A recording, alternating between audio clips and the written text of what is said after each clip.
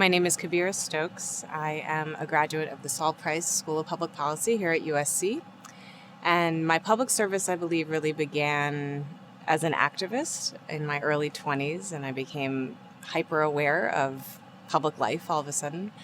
And that brought me into working for the city of Los Angeles. I worked for Eric Garcetti, who at the moment is the mayor of Los Angeles, but at the time was the city council president.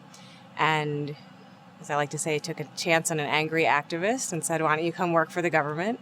And I did, and I was just plunked down immediately into really where public policy meets the road, where it really intersects with the everyday lives of people who live in our city in Los Angeles. And it was such an amazing learning experience for someone who had such big ideas about what government should do and what government should be, to then suddenly be with the people who government affects.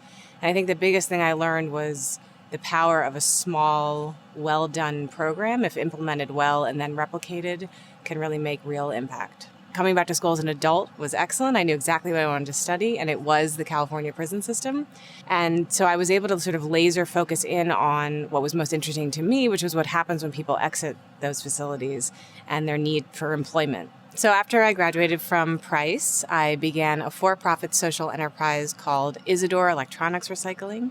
We are a full-service electronics recycling company. That means we recycle properly, we erase data correctly, but we also exist to employ a very specific population, and that is folks who've come out of the California prison system, who have done their time, paid their debt to society, and who really are ready to work, but so often have so much trouble finding work.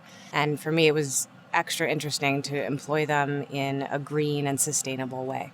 To me, public service matters, I think, so much, especially at this time in our country's history, because it seems to me like we almost have a war over what it means to govern. And to me, at this stage of the game, it really seems like public service is getting in there, getting into the fray, and trying to move the conversation and policy and the implementation of our policy forward, keeping democracy alive and moving that forward.